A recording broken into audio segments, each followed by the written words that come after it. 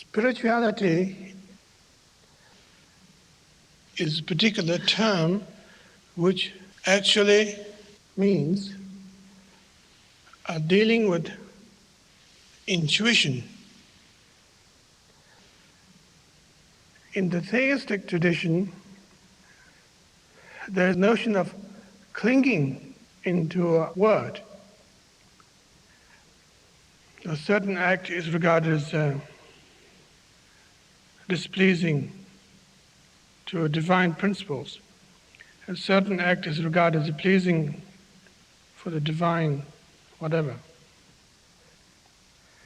In the tradition of non-theism, however, it is very direct that the case history are not particularly important. What is actually important is here and now. Here and now. Now is definitely now. We try to experience what is available there on the spot. There's no point in thinking that the past did exist that we could have now. This is now. This very moment. Nothing mystical, just now, very simple, straightforward. And from that nowness, however, arises a sense of intelligence, always, that you are constantly interacting with the reality one by one, spot by spot, constantly. We actually experience fantastic precision, always. But we are threatened by the now, so we jump to the past or the future.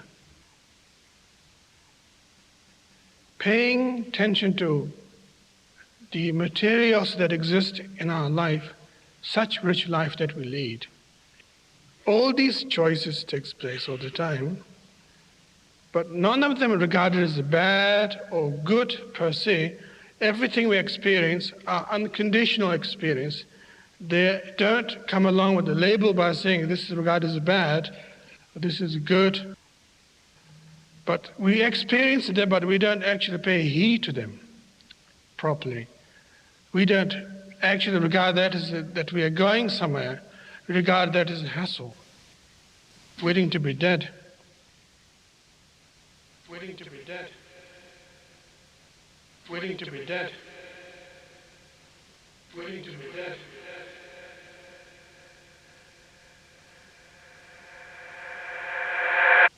That's the problem. And that is not trusting the nowness properly, that what is actually experienced now possessed a lot of powerful things. It is so powerful that we can't face it. Therefore, we have to borrow from the past, invite future all the time. And maybe that's why we seek religion. Maybe that's why we march in the street. Maybe that's why we complain to the society. Maybe that's why we vote for the presidents. It's quite ironical. Very funny indeed.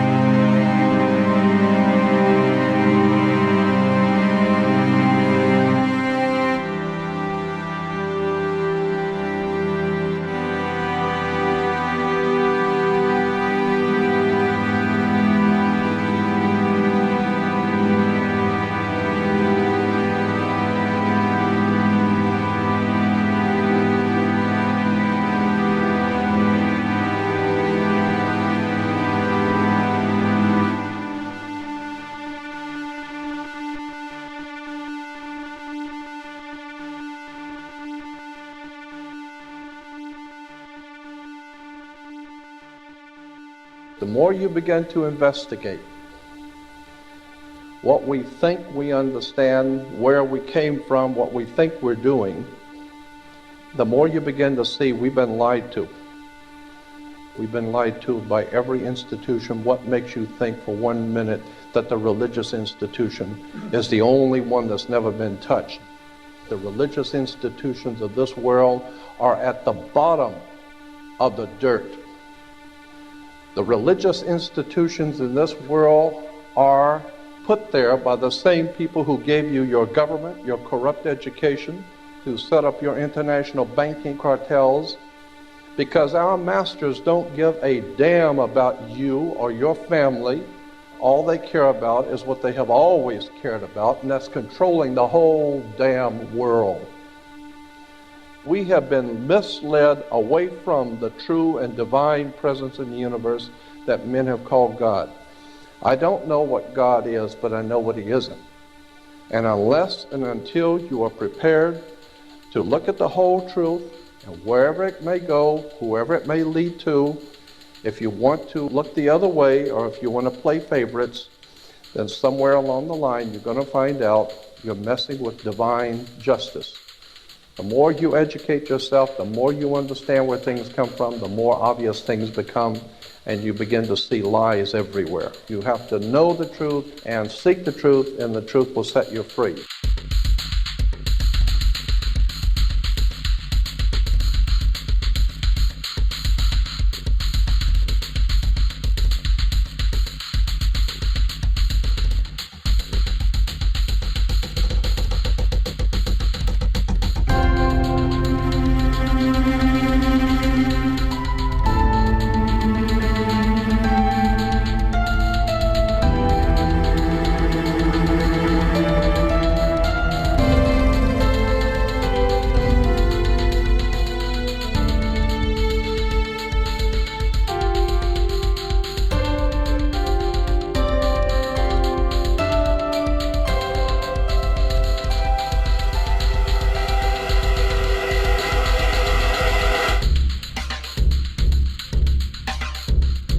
Because I gotta tell you the truth, folks. I gotta tell you the truth. When it comes to bullshit, big time, major league bullshit, you have to stand in awe of the all-time champion of false promises and exaggerated claims, religion. Think about it. Religion has actually convinced people that there's an invisible man living in the sky who watches everything you do every minute of every day. And the invisible man has a special list of 10 things he does not want you to do. And if you do any of these 10 things, he has a special place full of fire and smoke and burning and torture and anguish where he will send you to live and suffer and burn and choke and scream and cry forever and ever till the end of time. But he loves you.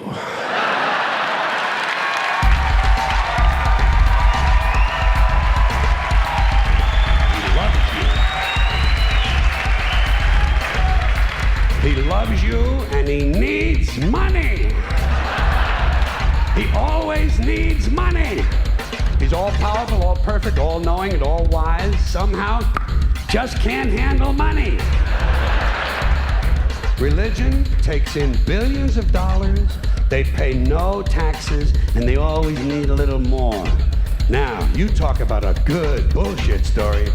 Holy shit.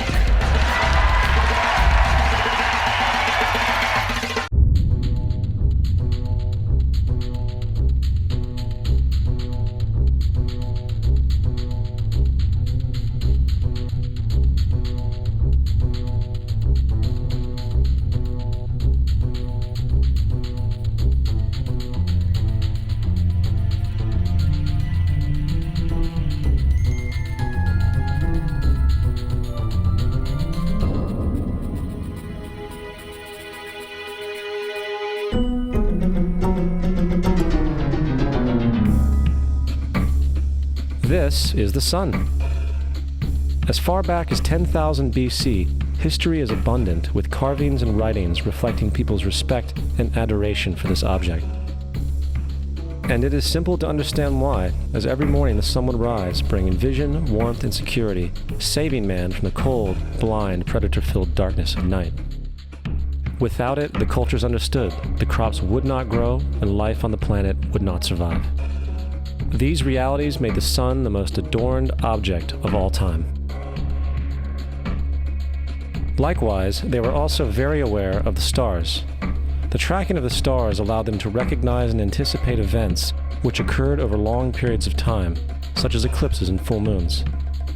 They in turn cataloged celestial groups into what we know today as constellations.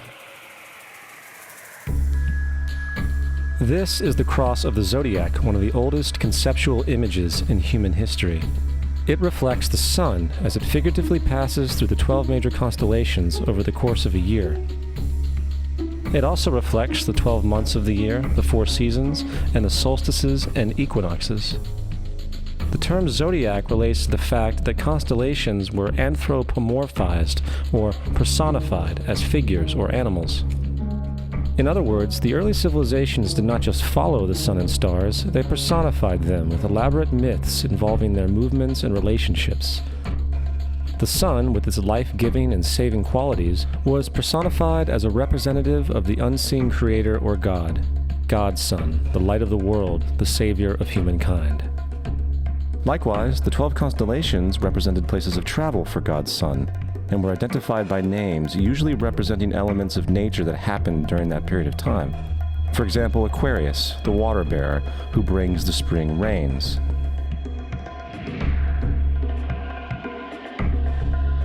This is Horus. He is the sun god of Egypt of around 3000 BC. He is the sun anthropomorphized, and his life is a series of allegorical myths involving the sun's movement in the sky. From the ancient hieroglyphics in Egypt, we know much about this solar messiah. For instance, Horus, being the sun or the light, had an enemy known as Set, and Set was the personification of the darkness or night. And, metaphorically speaking, every morning Horus would win the battle against Set, while in the evening Set would conquer Horus and send him into the underworld. It is important to note that dark versus light, or good versus evil, is one of the most ubiquitous mythological dualities ever known, and is still expressed on many levels to this day. Broadly speaking, the story of Horus is as follows. Horus was born on December 25th of the Virgin Isis Mary. His birth was accompanied by a star in the east, which, in turn, 3 kings followed to locate and adorn the newborn Savior. At the age of 12, he was a prodigal child teacher, and at the age of 30, he was baptized by a figure known as Anup, and thus began his ministry. Horus had 12 disciples he traveled about with, performing miracles such as healing the sick and walking on water. Horus was known by many gestural names such as the Truth, the Light, God's Anointed Son, the Good Shepherd, the Lamb of God, and many others. After being betrayed by Typhon, Horus was crucified, buried for 3 days, and thus resurrected. These attributes of Horus, whether original or not, seem to permeate many cultures of the world, for many other gods are found to have the same general mythological structure. Attis of Phrygia, born of the Virgin Nana on December 25th, crucified, placed in a tomb, and after 3 days was resurrected. Krishna of India, born of the Virgin Devaki, with a star in the east signaling his coming. He performed miracles with his disciples, and, upon his death, was resurrected. Dionysius of Greece, born of a virgin on December 25th, was a traveling teacher who performed miracles such as turning water into wine. He was referred to as the King of Kings, God's only begotten Son, the Alpha and Omega, and many others. And, upon his death, he was resurrected. Mithra of Persia, born of a virgin on December 25th, he had 12 disciples and performed miracles, and upon his death was buried for 3 days and thus resurrected. He was also referred to as the Truth, the Light, and many others. Interestingly, the sacred day of worship of Mithra was Sunday. The fact of the matter is, there are numerous saviors from different periods from all over the world which subscribe to these general characteristics. The question remains, why these attributes? Why the virgin birth on December 25th? Why dead for 3 days in the inevitable resurrection? Why 12 disciples or followers? To find out, let's examine the most recent of the solar messiahs. Jesus Christ was born of the Virgin Mary on December 25th in Bethlehem. His birth was announced by a star in the east, which 3 kings or magi followed to locate and adorn the new Savior. He was a child teacher at 12, and at the age of 30 he was baptized by John the Baptist, and thus began his ministry. Jesus had 12 disciples, which he traveled about with, performing miracles such as healing the sick, walking on water, raising the dead. He was also known as the King of Kings, the Son of God, the Light of the World, the Alpha and Omega, the Lamb of God, and many, many others. After being betrayed by his disciple Judas and sold for 30 pieces of silver, he was crucified, placed in a tomb, and after 3 days was resurrected and ascended into heaven. First of all, the birth sequence is completely astrological. The star in the east is Sirius, the brightest star in the night sky, which, on December 24th, aligns with the 3 brightest stars in Orion's belt. These 3 bright stars in Orion's belt are called today what they were called in ancient times, the 3 kings.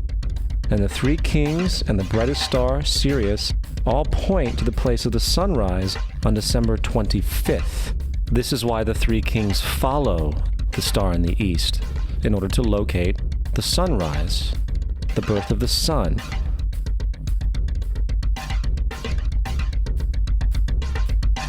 The Virgin Mary is the constellation Virgo, also known as Virgo the Virgin. Virgo in Latin means virgin. The ancient glyph for Virgo is the altered M. This is why Mary, along with other virgin mothers, such as Adonis's mother Myra or Buddha's mother Maya, begin with an M.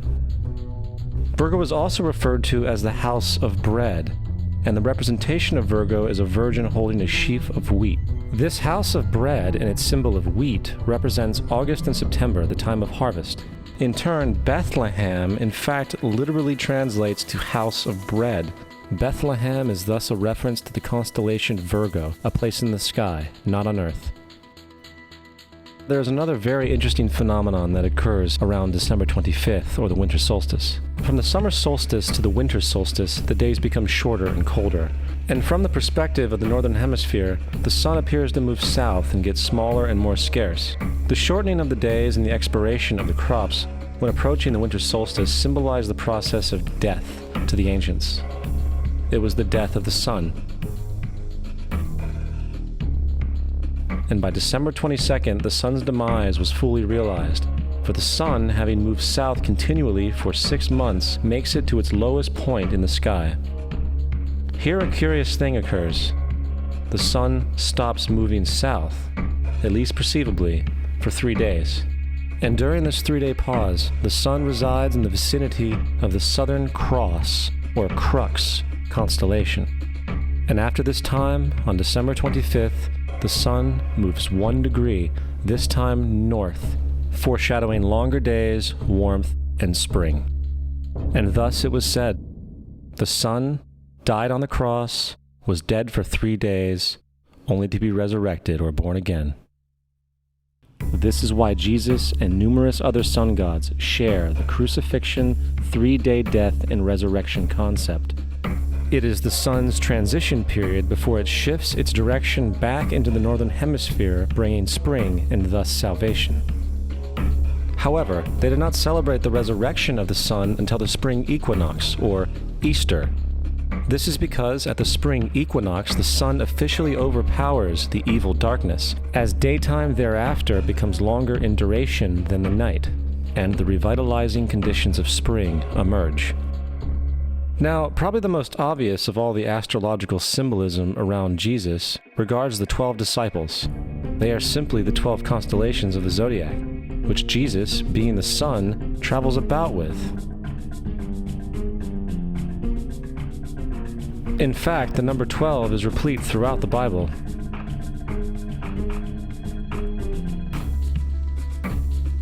This text has more to do with astrology than anything else. Coming back to the cross of the zodiac, the figurative life of the sun, this was not just an artistic expression or tool to track the sun's movement. It was also a pagan spiritual symbol, the shorthand of which looked like this. This is not a symbol of Christianity. It is a pagan adaptation of the cross of the zodiac.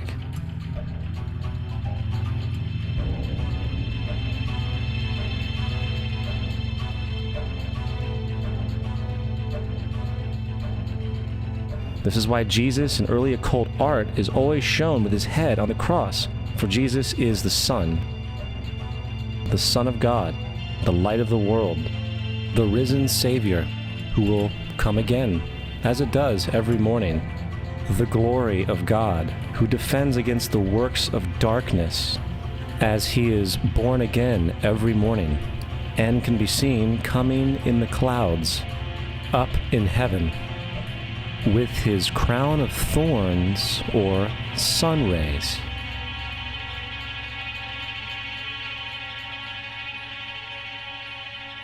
Now, of the many astronomical metaphors in the Bible, one of the most important has to do with the ages. Throughout the scriptures, there are numerous references to the age.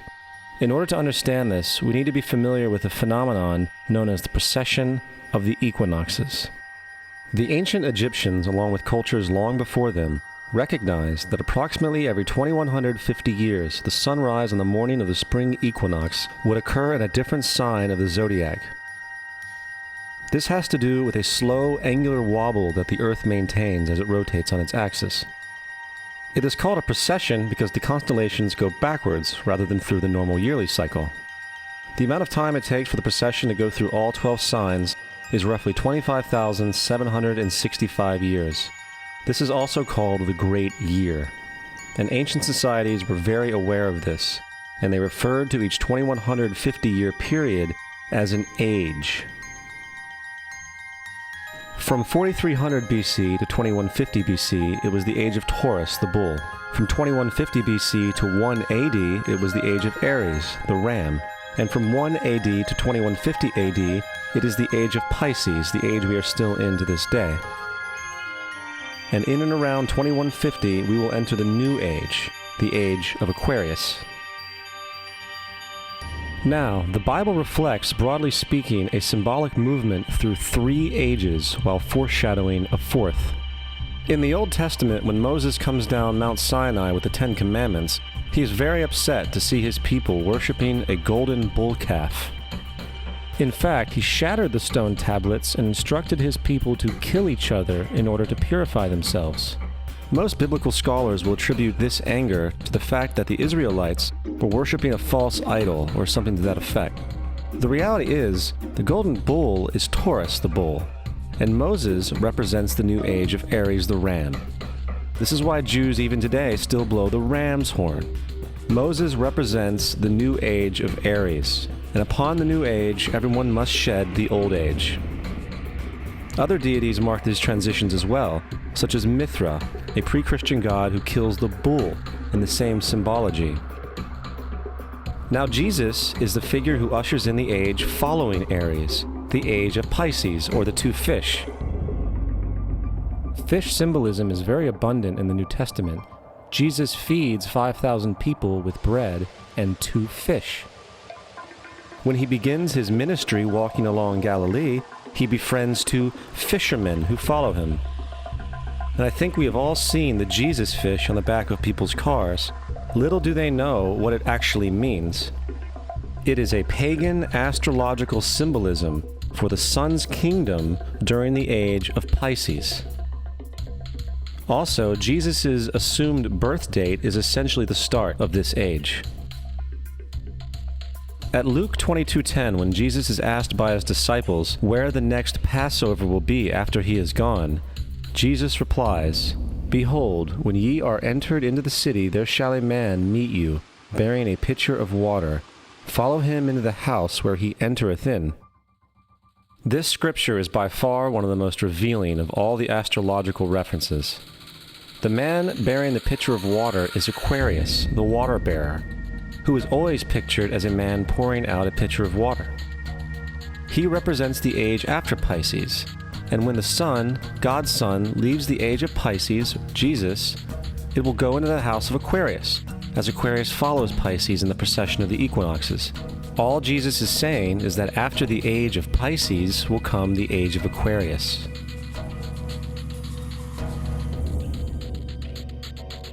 Now, we have all heard about the end times and the end of the world. The cartoonish depictions in the book of Revelation aside, the main source of this idea comes from Matthew 28:20, where Jesus says, "I will be with you even to the end of the world." However, in the King James Version, world is a mistranslation, among many mistranslations. The actual word being used is eon, which means age. I will be with you even to the end of the age, which is true, as Jesus' solar Piscean personification will end when the sun enters the age of Aquarius. The entire concept of end times and the end of the world is a misinterpreted astrological allegory. Let's tell that to the approximately 100 million people in America who believe the end of the world is coming. Furthermore, the character of Jesus being a literary and astrological hybrid is most explicitly a plagiarization of the Egyptian sun god Horus.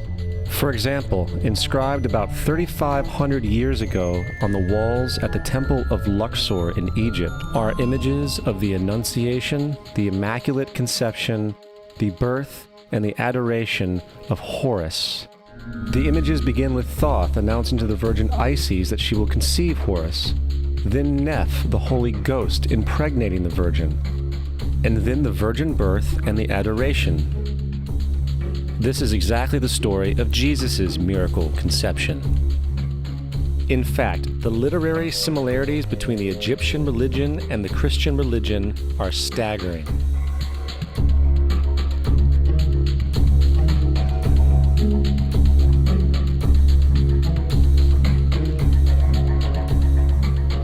And the plagiarism is continuous. The story of Noah and Noah's Ark is taken directly from tradition. The concept of the Great Flood is ubiquitous throughout the ancient world, with over 200 cited claims in different periods and times. However, one need look no further for a pre-Christian source than the Epic of Gilgamesh, written in 2600 BC. This story talks of a great flood commanded by God, an ark with saved animals upon it, and even the release and return of a dove, all held in common with the biblical story, among many other similarities. And then there is the plagiarized story of Moses. Upon Moses' birth, it is said that he was placed in a reed basket and set adrift in a river in order to avoid infanticide. He was later rescued by a daughter of royalty and raised by her as a prince. This baby in a basket story was lifted directly from the myth of Sargon of Akkad of around 2250 BC. Sargon was born, placed in a reed basket in order to avoid infanticide, and set adrift in a river. He was in turn rescued and raised by Aki, a royal midwife. Furthermore, Moses is known as the lawgiver, the giver of the Ten Commandments, the Mosaic Law. However, the idea of a law being passed from God to a prophet up on a mountain is also a very old motif. Moses is just another lawgiver in a long line of lawgivers in mythological history. In India, Manu was the great lawgiver. In Crete, Minos ascended Mount Dicta, where Zeus gave him the sacred laws, while in Egypt there was Meses, who carried stone tablets and upon them the laws of God were written. Manu, Minos, Meses, Moses. And as far as the Ten Commandments, they are taken outright from spell 125 in the Egyptian Book of the Dead. What the Book of the Dead phrased, "I have not stolen," became "Thou shalt not steal." "I have not killed," became "Thou shalt not kill." "I have not told lies," became "Thou shalt not bear false witness," and so forth. In fact, the Egyptian religion is likely the primary foundational basis for the Judeo-Christian theology. Baptism, afterlife, final judgment, virgin birth, death and resurrection, crucifixion, the Ark of the Covenant, circumcision, saviors, Holy Communion, Great Flood, Easter, Christmas, Passover, and many, many more are all attributes of Egyptian ideas long predating Christianity and Judaism. Justin Martyr, one of the first Christian historians and defenders, wrote, "When we say that he, Jesus Christ, our teacher, was produced without sexual union, was crucified and died and rose again and ascended into heaven, we propound nothing different from what you believe regarding those who you esteem sons of Jupiter. In a different writing, Justin Martyr said, "He was born of a virgin, except this in common with what you believe of Perseus." It's obvious that Justin and other early Christians knew how similar Christianity was to the pagan religions. However, Justin had a solution. As far as he was concerned, the devil did it. The devil had the foresight to come before Christ and create his characteristics in the pagan world. Fundamentalist Christianity, fascinating. These people actually believe the world is 12,000 years old. Swear to God. I actually asked one of these guys, okay, dinosaur fossils. He says, dinosaur fossils? God put those here to test our faith.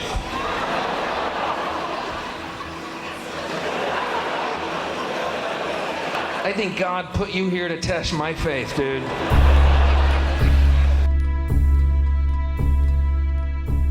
The Bible is nothing more than an astrotheological literary hybrid, just like nearly all religious myths before it. In fact, the aspect of transference of one character's attributes to a new character can be found within the book itself. In the Old Testament, there is the story of Joseph. Joseph was a prototype for Jesus. Joseph was born of a miracle birth. Jesus was born of a miracle birth. Joseph was of 12 brothers. Jesus had 12 disciples. Joseph was sold for 20 pieces of silver. Jesus was sold for 30 pieces of silver. Brother Judah suggests the sale of Joseph. Disciple Judas suggests the sale of Jesus. Joseph began his work at the age of 30. Jesus began his work at the age of 30. The parallels go on and on. Furthermore, is there any non-biblical historical evidence of any person living with the name Jesus, the son of Mary, who traveled about with 12 followers, healing people and the like? There are numerous historians who lived in and around the Mediterranean, either during or soon after the assumed life of Jesus. How many of these historians document this figure? Not one. However, to be fair, that doesn't mean defenders of the historical Jesus haven't claimed the contrary. 4 historians are typically referenced to justify Jesus' existence. Pliny the Younger, Suetonius, and Tacitus are the first 3. Each one of their entries consists of only a few sentences at best, and only referred to Christus or the Christ, which in fact is not a name but a title. It means the Anointed One. The 4th source is Josephus, and this source has been proven to be a forgery for hundreds of years. Sadly, it is still cited as truth. You would think that a guy who rose from the dead and ascended into heaven for all eyes to see and performed the wealth of miracles acclaimed to him would have made it into the historical record. It didn't, because once the evidence is weighed, there are very high odds that the figure known as Jesus did not even exist.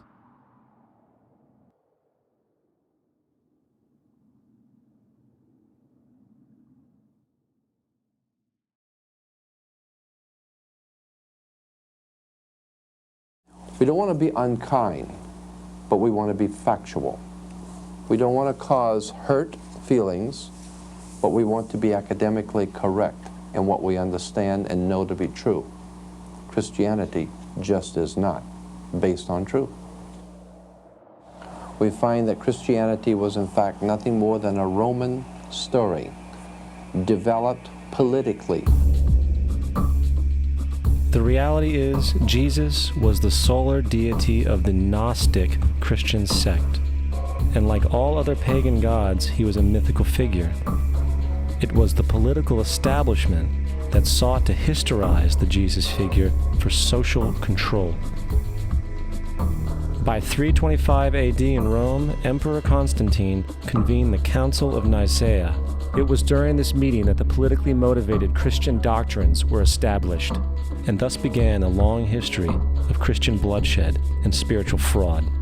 And for the next 1600 years, the Vatican maintained a political stranglehold on all of Europe, leading to such joyous periods as the Dark Ages, along with enlightening events such as the Crusades and the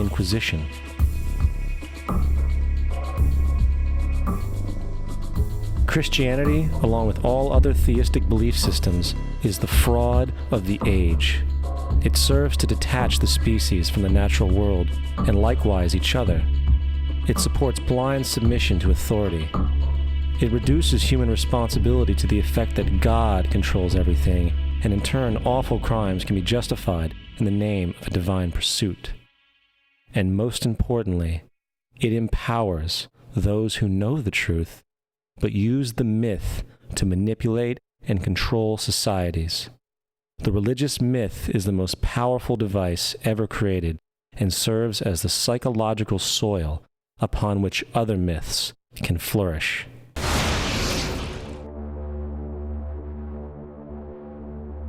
A myth is an idea that, while widely believed, is false. In a deeper sense, in the religious sense, a myth serves as an orienting and mobilizing story for a people. The focus is not on the story's relation to reality, but on its function.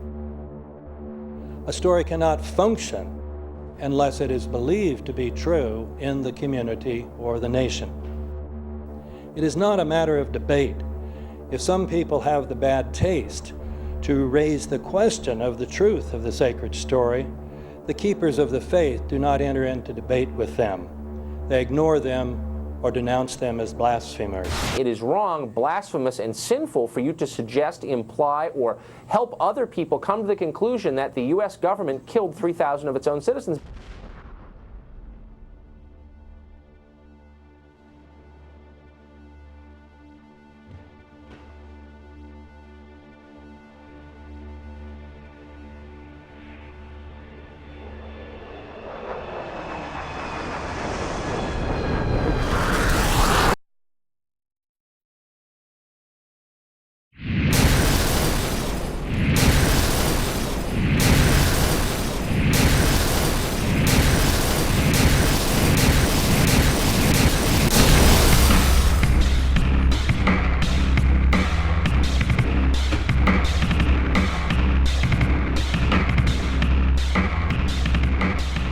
As if a demolition team set off when you see the old demolitions of these old buildings. It looks like one of those scenes of an old building being purposely dynamited and blown up. Anybody who's ever watched a building being demolished on purpose knows that if you're going to do this, you have to get at the under-infrastructure of a building and bring it down. The way the structure is collapsing, this was the result of something that was planned. It's not accidental that the first tower just happened to collapse and then the second tower just happened to collapse in exactly the same way.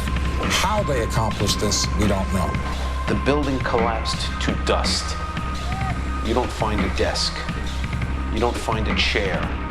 You don't find a telephone, a computer. The biggest piece of a telephone I found was half of the keypad, and it was about this big. What happened to the concrete? The concrete was pulverized from river to river. There was dust, powder, 2-3 inches thick. The concrete was just pulverized. Reminiscent of those pictures we've all seen too much on television before, when a building was deliberately destroyed by well-placed dynamite to knock it down. If they had detonated, they were planned to take down a building. Boom, boom, boom, boom, boom. I heard a second explosion. There was a heavy-duty explosion. Then there was some secondary explosions and then the subsequent collapses. An explosion blew and it knocked everybody over. To me, it sounded like an explosion. It sounded like gunfire. Bang, bang, bang, bang, bang. And then all of a sudden, 3 big explosions. We heard a big explosion coming down. And then the entire top of the building just blew up. We saw some kind of explosion. By the force of the explosion. Big explosion. Blew it back into the 8th floor. Then we get to the lobby. This is a big explosion. The lobby looked as though a bomb had exploded there. A huge explosion now raining debris. It's been a huge explosion. Huge explosion that we all heard and felt. We just witnessed some kind of follow-up explosion. We heard a very loud blast explosion. The secondary explosion at Tower 1 camp. That is another bomb going off. He thinks that there were actually devices that were planted in the building. Planted in the building.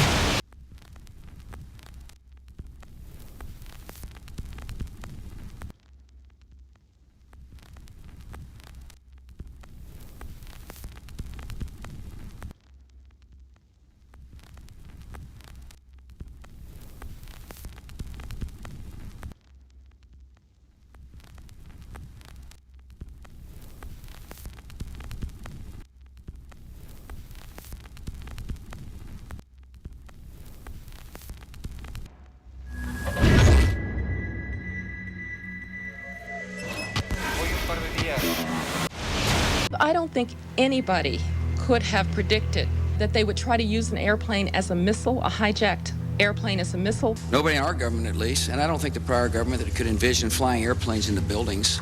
No specific threat involving really a domestic operation or involving what happened, obviously, the city's airliner and so forth. There were no warning signs that I'm aware of. USA Today reports that in the 2 years before the attacks on September the 11th, NORAD conducted exercises using hijacked airliners as weapons. And one target was the World Trade Center.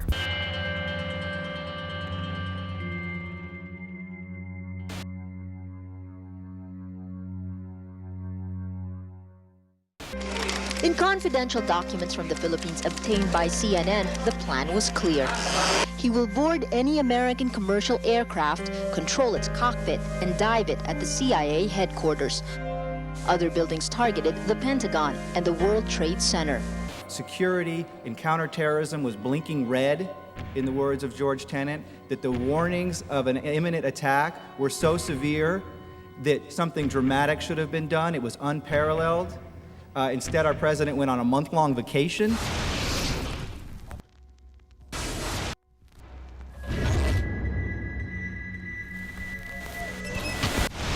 The head of Pakistani intelligence at the ISI, Mahmoud Ahmed, requested Omar Sheikh to wire $100,000 to Mohammed Atta, who was the lead hijacker. Hijacker Mohammed Atta received wire transfers via Pakistan. The man sending the money to Atta is believed to be Ahmed Umar Saeed Sheikh. Omar Sheikh admitted he was supported by the Pakistan government's intelligence service, the ISI.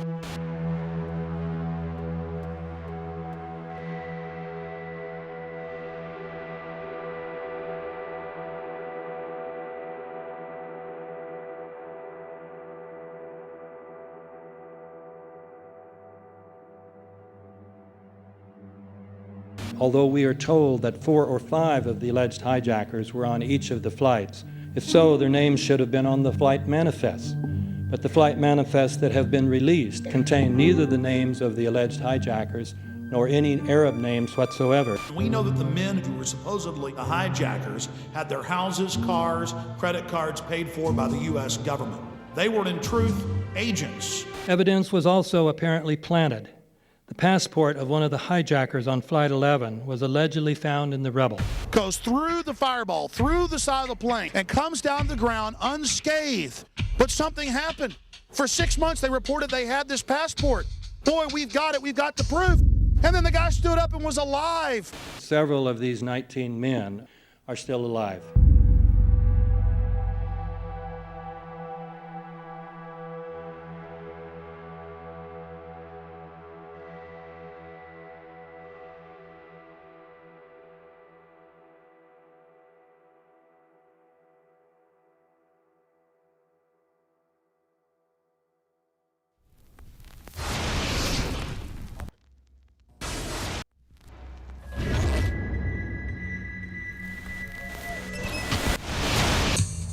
Of course we're after Saddam Hussein, bin Laden. He's January 2001, the Bush administration orders the FBI and intelligence agencies to back off investigations involving the bin Laden family, including 2 of Osama bin Laden's relatives, who were living, guess where, in Falls Church, Virginia, right next to CIA headquarters. When he was already America's most wanted criminal, he reportedly spent 2 weeks in the American hospital in Dubai, was treated by an American doctor, and visited by the local CIA agent. We have not seen one piece of evidence that links Osama bin Laden directly to the planning stages of September 11th. This failure to provide proof was later said to be unnecessary because bin Laden, in a video allegedly found in Afghanistan, admitted responsibility for the attacks. This confession is now widely cited as proof. But the man in this video has darker skin, fuller cheeks, and a broader nose than the Osama bin Laden of all other videos. We again seem to have planted evidence. In 1976, Osama's older brother Salim bin Laden hired a man in Texas by the name of Jim Bath to handle all the investments in the United States for the bin Laden family. Jim Bath also happens to be a personal, almost lifelong friend and former Air National Guard pilot with George W. Bush. The connections between the Bushes and the bin Ladens become much more clear when George Herbert Walker Bush made trips to Saudi Arabia in 1998 and 2000 to meet with the bin Laden family on behalf of a company called the Carlyle Group.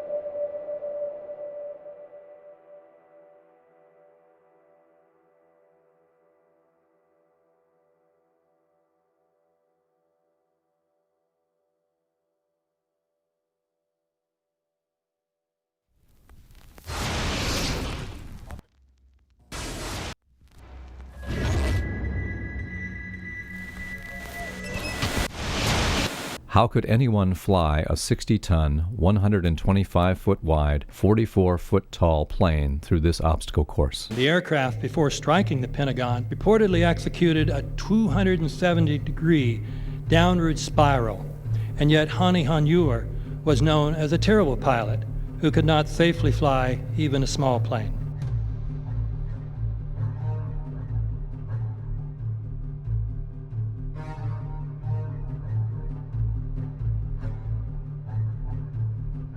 No seats, no luggage, no bodies. Nothing but bricks and limestone. The official explanation is that the intense heat from the jet fuel vaporized the entire plane. Flight 77 had 2 Rolls-Royce engines made of steel and titanium alloy and weigh 6 tons each. It is scientifically impossible, but 12 tons of steel and titanium was vaporized by jet fuel. We're also told that the bodies were able to be identified either by their fingerprints or by the DNA. So what kind of fire can vaporize aluminum and tempered steel and yet leave human bodies intact? From my close-up inspection, there's no evidence of a plane having crashed anywhere near the Pentagon. And as I said, the only pieces left that you can see are small enough that you could pick up in your hand. Shortly after the strike, government agents picked up debris and carried it off. The entire lawn was covered with dirt and gravel, so that any remaining forensic evidence was literally covered up. The videos from security cameras, which would show what really hit the Pentagon, were immediately confiscated by agents of the FBI, and the Department of Justice has to this day refused to release them. If these videos would prove that the Pentagon was really hit by a 757, most of us would assume the government would release them.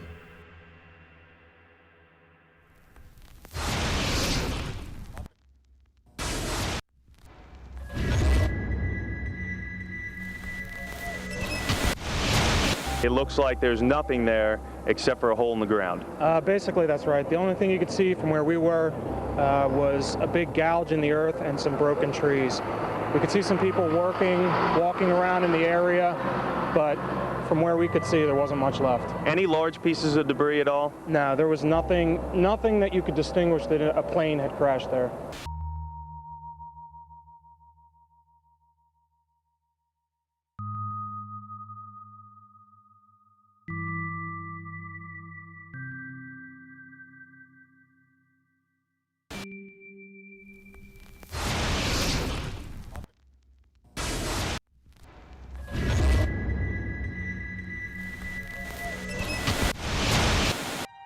Pancake theory, according to which the fires, while not melting the steel, heated it up sufficiently to cause the floors weakened by the airplane strikes to break loose from the steel columns, and this started a chain reaction. So you would expect then from that theory, which is the official theory, to see a whole stack of floors piled up on top of each other and then a spindle of core columns standing too. The core of each of the twin towers consisted of 47 massive steel columns. If the floors had broken loose from them, these columns would have still been sticking up into the air 1,000 feet. The plane did not cut all those core columns. We designed the buildings to take the impact of the Boeing 707 hitting the building at any location. The building probably could sustain multiple impacts of jetliners. That the plane flew straight into the building. Through him, right. So you're saying that the building was actually designed to cope with a hole like that and still survive? Yeah, it was. If you had dropped, say, a billiard ball from the top of the World Trade Center, 110 floors up there, it would have taken 8 to 10 seconds to hit the ground, encountering no resistance whatsoever. The Twin Towers came down in nearly free fall speed. 200,000 tons of steel, shatters, and explodes outwards over 500 feet. This means that floors shattered at an average rate of about 10 floors per second. There is no scenario for a pancake effect of buildings falling that allows them to fall at the rate of free fall. Now what can do that? What can move mass out of the way? Explosives.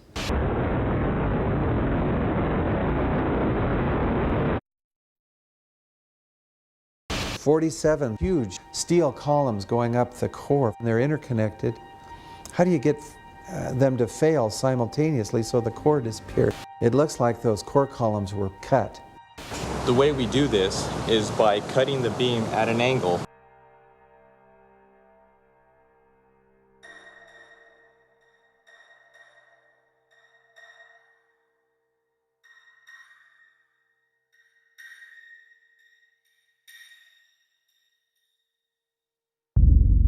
I started looking at the molten metal.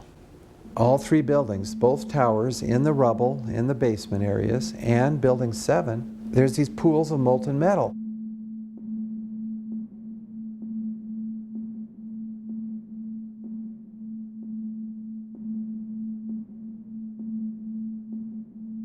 You'd get down below and you'd see molten steel running down the channel rails, like you're in a foundry, like lava. The molten steel was found 3, 4, and 5 weeks later, when the rubble was being removed. He said that molten steel was also found underneath World Trade Center 7. So I'm looking through the official reports. What do they say about the molten metal? They say nothing. But wait a minute. This is important evidence. So where'd that come from? Thermite is so hot that it'll just cut through steel, through structural steel, for example, like a knife through butter. The products are molten iron and aluminum oxide, which goes off primarily as a dust. You know those enormous dust clouds? You can imagine when you assemble these chemicals on a large scale.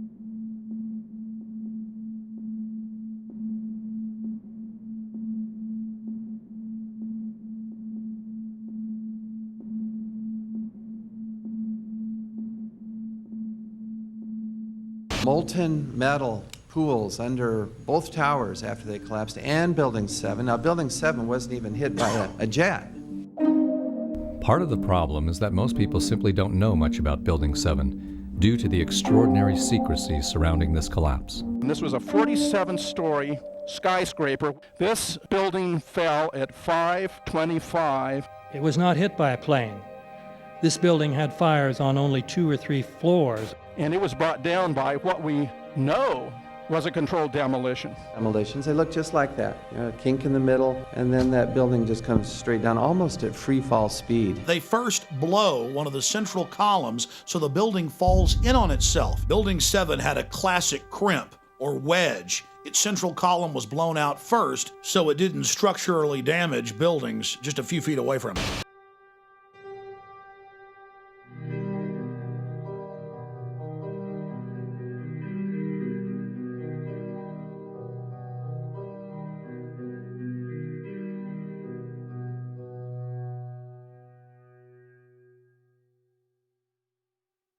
Our office was on the B1 level. As I was talking to a supervisor at 8:46, and all of a sudden we hear, boom!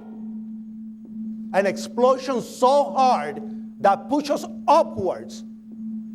And it came from the basement between the B2 level and the B3 level. And when I went to verbalize, we hear, boom! The impact of the plane on the top. As I'm walking by the main freight car of the building in the corridor, that's when I got blown. I mean, the impact of the explosion threw me to the floor, and that's when everything started happening. All of a sudden, a big impact happened again, and all the ceiling tile was falling down, the light fixtures were falling. You know, you got to go clear across the whole from 1 to 2 World Trade Center, and then all of a sudden, it happened all over again. Something else hit us to the floor. Right in the basement, you felt it. Walls were caving in, everything that was going on. I mean, I know of people that got killed in the basement. I know of people that got broken legs in the basement. People that got reconstructive surgery because the walls hit them in the face.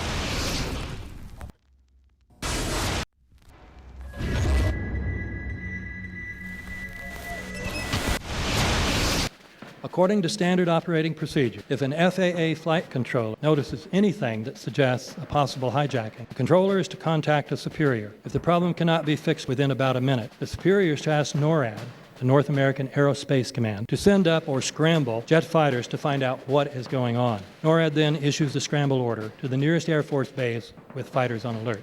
But although interceptions usually occur within 10 or so minutes, in this case, 80 or so minutes had elapsed before fighters were even airborne. It's a mind-bending anomaly. Not a single U.S. Air Force interceptor turns a wheel until it's too late. There are no jets at all. What if they were so confused and had been so deliberately confused that they couldn't respond? The reason that they didn't know where to go was because a number of conflicting and overlapping war game exercises were taking place. It involved the insertion of false radar blips onto radar screens in the Northeast Air Defense Sector. Center Team U, we have a problem here. We have a hijacked aircraft headed towards New York. We need someone to scramble some F-16s or something up there to help us out.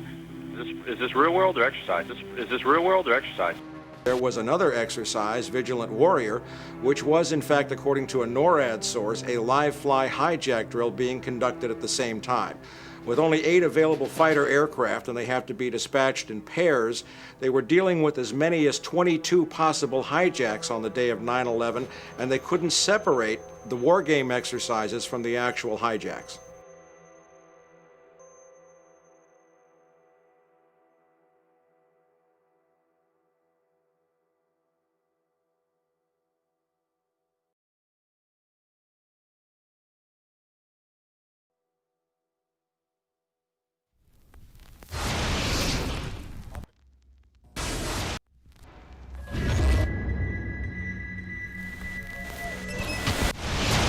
Page 172.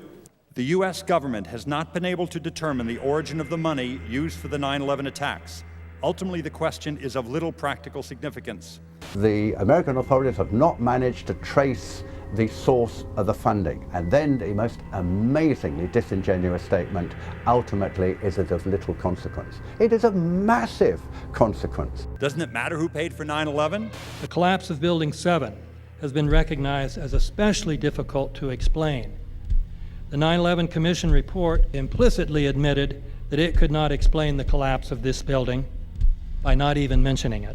President, why are you and the Vice President insisting on appearing together before the 9/11 Commission? Because the 9/11 Commission wants to ask us questions. That's why we're meeting, and I look forward to meeting with them and answering their questions. Why you're appearing together rather than separately, which was their request? Because it's a good chance for both of us to answer questions that the 9/11 Commission is looking forward to asking us, and I'm looking forward to answering them. Let's see. Do you think they should be able to stand up and speak their own words? They should go under oath. They should be, yeah. In public.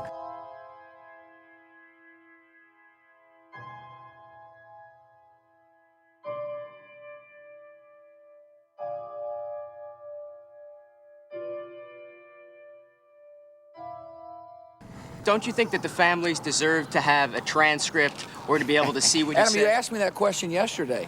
For an I answer got the today. same answer, yeah.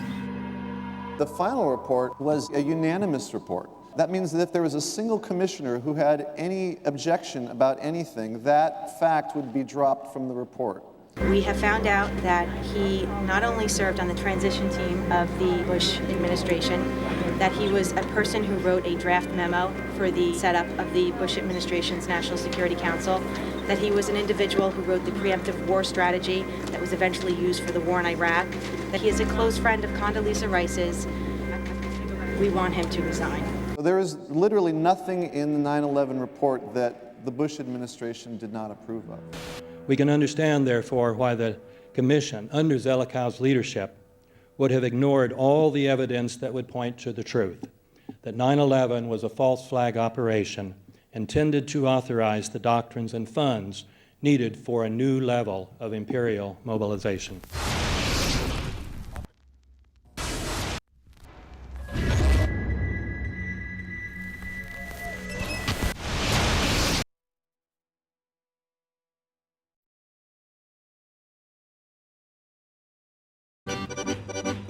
armed with knives, armed with chemical, biological, nuclear weapons. Fanatics, terrorists, September 11th. September 11th, killers, September 11th, terrorists. Terrorists of Al-Qaeda, terrorists, nuclear weapons, terrorists. 9/11, terror, terrorist, evil. September 11th, September 11th. The terrorists, war and danger. September 11th, terrorism, global terrorism, terrorism, terrorists. Terrorists, terrorists, terrorists, terrorists, the terror. Terrorists, terrorist, terrorism. September 11th, global terrorism, terrorist, terrorism. September 11th, world terrorism, terrorism. September 11th, global terrorism. September the 11th, terror. Weapons of mass destruction. September the 11th, terrorists. The evil terrorists, no.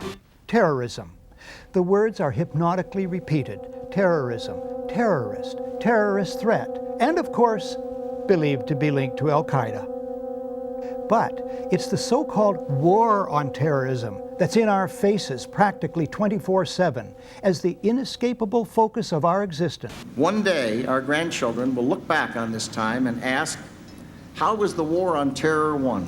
The entire U.S. ruling class, ruling elite, comes to see terrorism as the preferred means, indeed the only means, to provide social cohesion, to provide an enemy image for the society to keep it together. According to neocon theory from Carl Schmitt, you have to have an enemy image in order to have a society. It's a very dangerous thing because now it means that the entire social order, the political parties, intellectual life, politics in general, all based on a monstrous myth. Monstrous myth.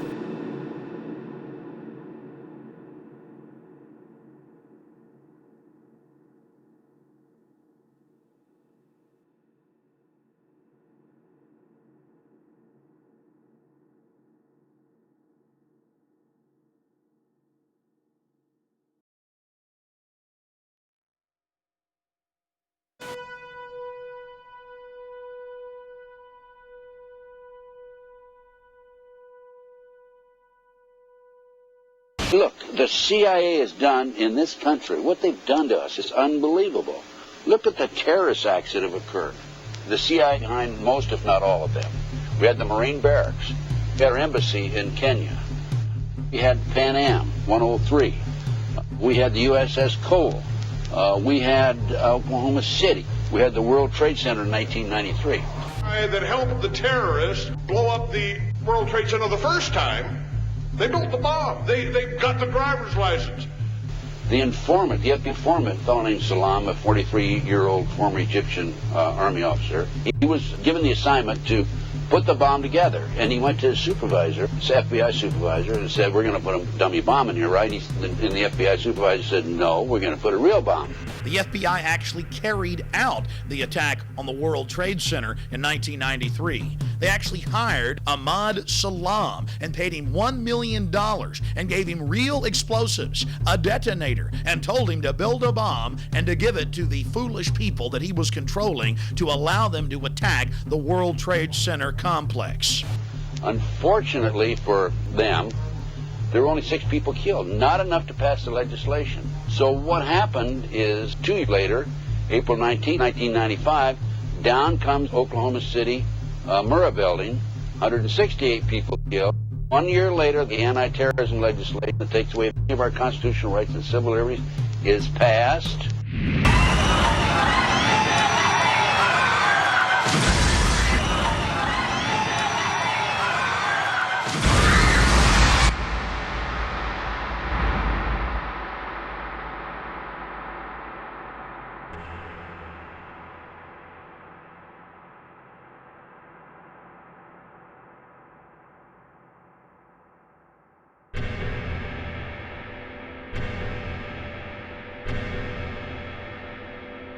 Because at 9:30 this morning, we were actually running an exercise for over a company of 1,000 people in London, based on simultaneous bombs going off precisely at the railway stations that happened this morning. So I still have the hairs on the back of my neck standing upright. To get this quite straight, you were running an exercise to see how you would cope with this, and it happened while you were running the exercise? Precisely.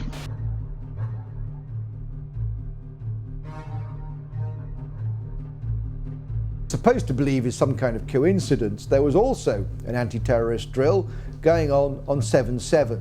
And again, just like 9/11, they were talking about attacks on the same targets, the same kind of tube stations, and exactly the same time as the actual attack happened, providing some kind of cover for what must be operations orchestrated in some way by the state.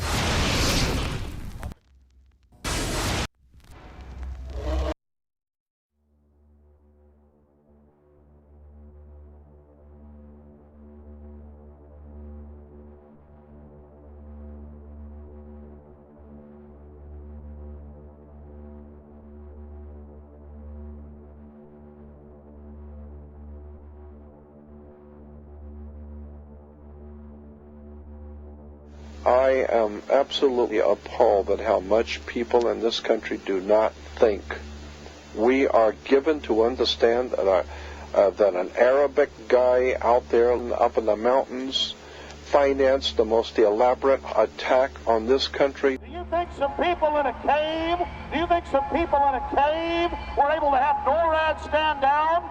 Do you think that people in a cave were able to have all of this happen? And when I think about how many Americans were killed in New York City, and believing as I do that this thing was a setup job, this is a textbook operation that Nazis used, and they've used it over and over again. America has been suckered in one more time. I don't have to tell you things are bad. Everybody knows things are bad. The dollar buys a nickel's worth. Banks are going bust. Shopkeepers keep a gun under the counter. Punks are running wild in the street. There's nobody anywhere who seems to know what to do, and there's no end to it. We know the air is unfit to breathe, and our food is unfit to eat. We sit watching our TVs while some local newscaster tells us that today we had 15 homicides and 63 violent crimes, as if that's the way it's supposed to be. We know things are bad, worse than bad. They're crazy. It's like everything everywhere is going crazy, so we don't go out anymore. We sit in the house, and slowly the world we're living in is getting smaller, and all we say is, please, at least leave us alone in our living rooms. Let me have my toaster and my TV and my steel-belted radios, and I won't say anything. Just leave us alone. Well, I'm not going to leave you alone. I want you to get mad. I don't want you to protest. I don't want you to riot. I don't want you to write to your congressman because I wouldn't know what to tell you to write. I don't know what to do about the depression and the inflation and the Russians and the crime in the street. All I know is that first, you've got to get mad. You've got to say, I'm a human being. God damn it. My life has value.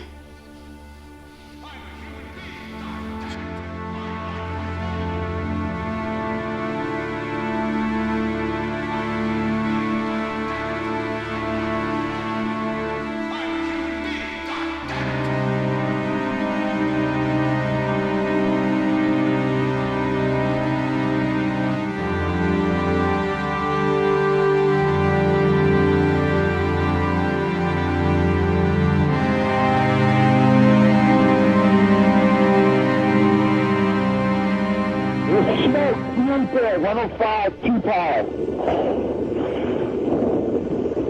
It's really bad. It's black. It's iron. My wife thinks I'm all right. I called her and said I was leaving the building. I was fine. I'm banged. It's 3 of us, 2 broken windows. Oh, God!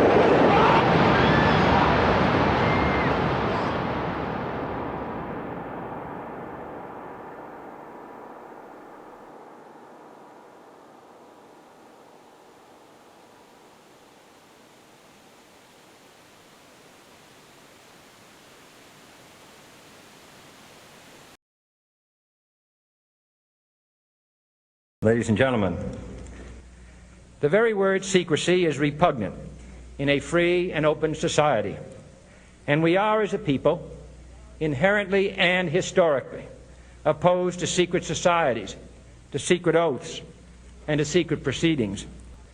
For we are opposed around the world by a monolithic and ruthless conspiracy that relies primarily on covert means for expanding its sphere of influence, on infiltration instead of invasion, on subversion instead of elections, on intimidation instead of free choice.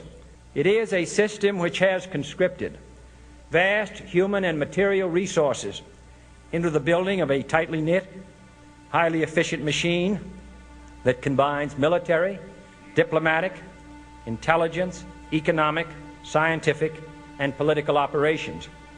Its preparations are concealed, not published. Its mistakes are buried, not headlined. Its dissenters are silenced, not praised. No expenditure is questioned, no secret is revealed. That is why the Athenian lawmaker Solon decreed it a crime for any citizen to shrink from controversy. I am asking your help in the tremendous task of informing and alerting the American people, confident that with your help, man will be what he was born to be, free and independent.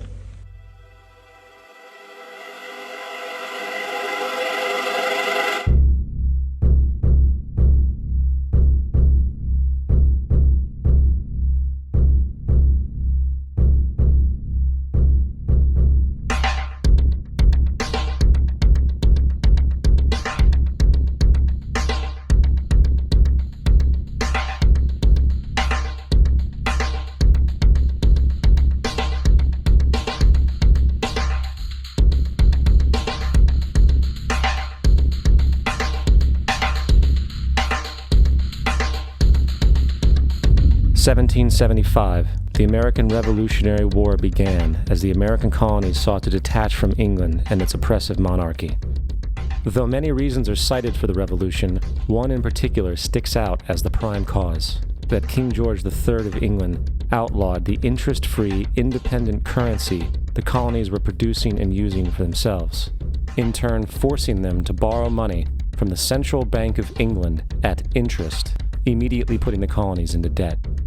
And as Benjamin Franklin later wrote, the refusal of King George III to allow the colonies to operate an honest money system which freed the ordinary man from the clutches of the money manipulators was probably the prime cause of the revolution.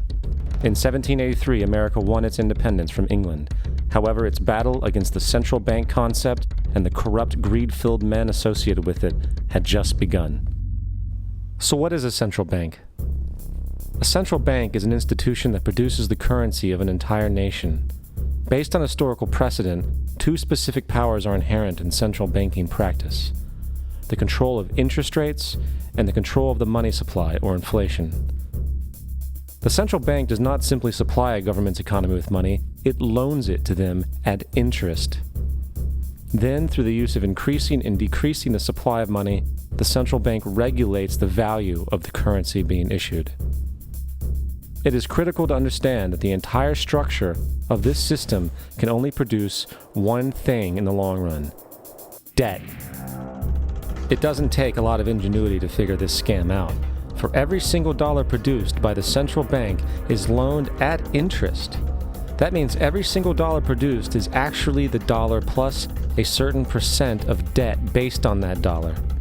And since the central bank has the monopoly over the production of the currency for the entire country, and they loan each dollar out with immediate debt attached to it, where does the money to pay for the debt come from? It can only come from the central bank again, which means the central bank has to perpetually increase its money supply to temporarily cover the outstanding debt created, which in turn, since that new money is loaned out at interest as well, creates even more debt. The end result of this system without fail is slavery, for it is impossible for the government and thus the public to ever come out of the self-generating debt. The founding fathers of this country were well aware of this.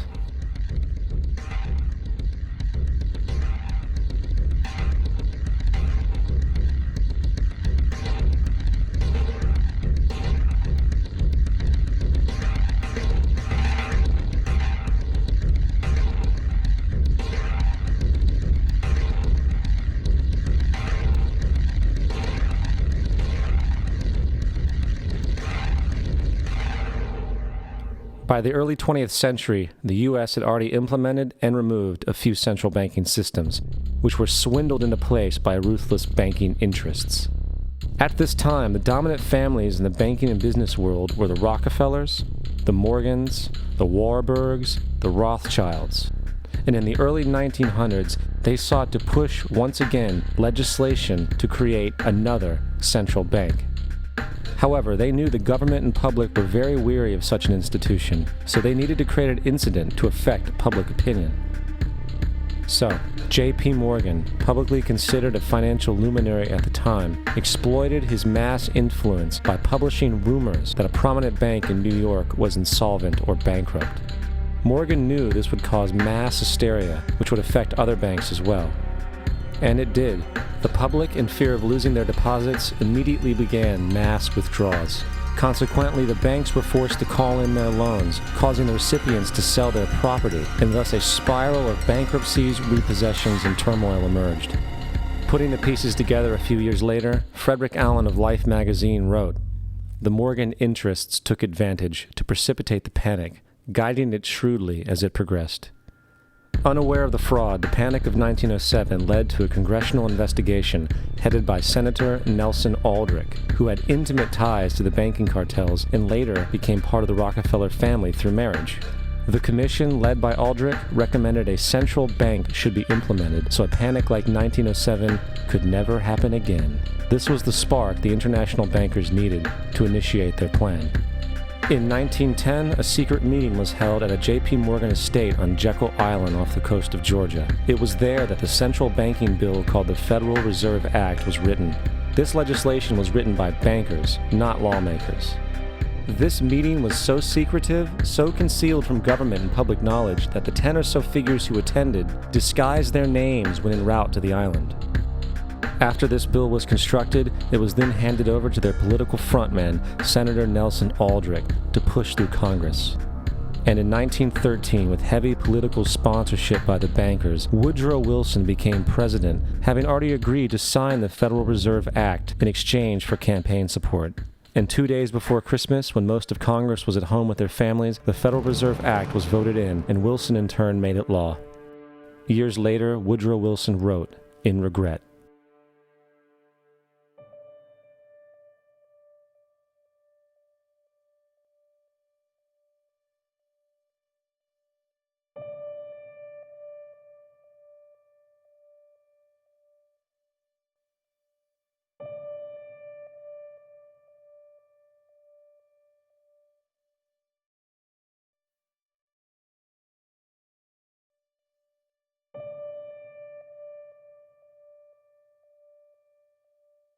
Congressman Louis McFadden also expressed the truth after the passage of the bill.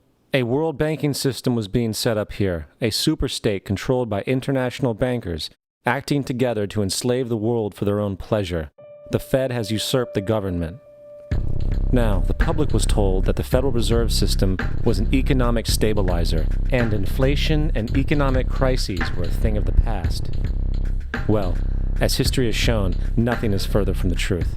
The fact is, the international bankers now had a streamlined machine to expand their personal ambitions. It's alive! It's alive! It's alive! For example, from 1914 to 1919, the Fed increased the money supply by nearly 100%, resulting in extensive loans to small banks and the public. Then, in 1920, the Fed called in mass percentages of the outstanding money supply, thus resulting in the supporting banks having to call in huge numbers of loans, and, just like 1907, bank runs, bankruptcy, and collapse occurred. Over 5,400 competitive banks outside of the Federal Reserve System collapsed, further consolidating the monopoly of the small group of international bankers.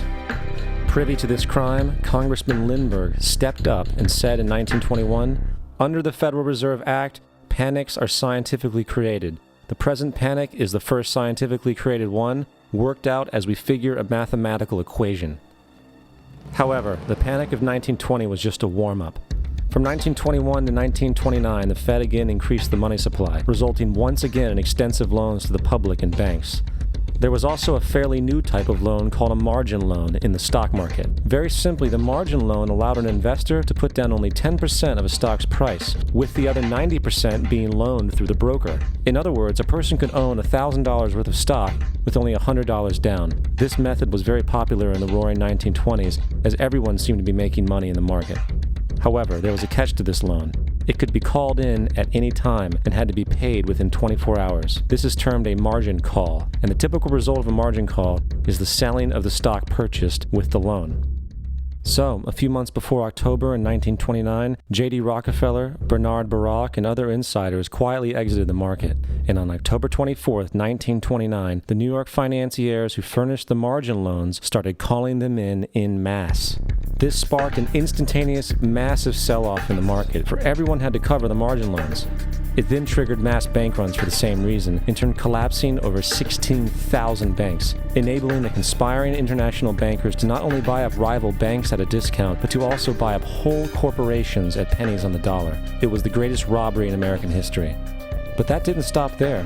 Rather than expanding the money supply in order to recover from this economic collapse, the Fed actually contracted it, fueling one of the largest depressions in history. Once again outraged, Congressman Louis McFadden, a longtime opponent of the banking cartels, began bringing impeachment proceedings against the Federal Reserve Board, saying of the crash and depression, it was a carefully contrived occurrence. International bankers sought to bring about a condition of despair so that they might emerge the rulers of us all.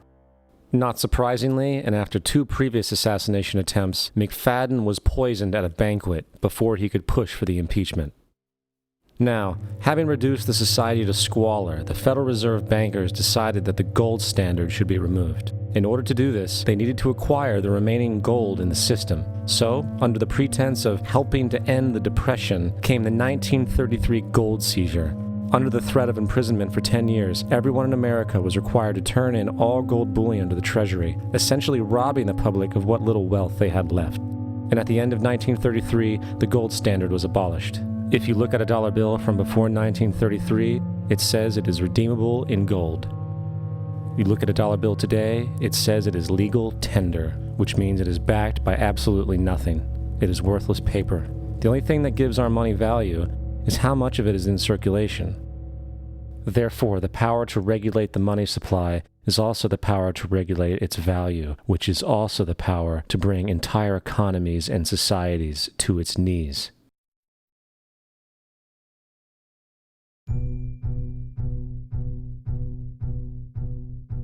It's important to clearly understand, the Federal Reserve is a private corporation. It is about as Federal Express. It makes its own policies and is under virtually no regulation by the U.S. government.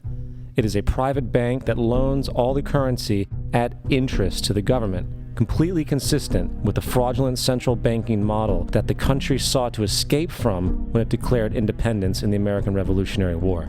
Now, going back to 1913, the Federal Reserve Act was not the only unconstitutional bill pushed through Congress. They also pushed the federal income tax. It's worthwhile to point out that the American public's ignorance towards the federal income tax is a testament to how dumbed down and oblivious the American population really is. First of all, the federal income tax is completely unconstitutional, as it is a direct, unapportioned tax. All direct taxes have to be apportioned to be legal based on the Constitution. Secondly, the required number of states in order to ratify the amendment to allow the income tax was never met, and this has even been cited in modern court cases.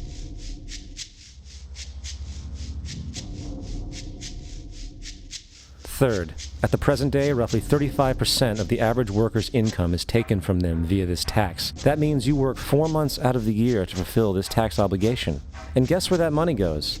It goes to pay the interest on the currency being produced by the fraudulent Federal Reserve Bank, a system that does not have to exist at all. The money you make working 4 months out of the year goes almost literally into the pockets of the international bankers who own the private Federal Reserve Bank.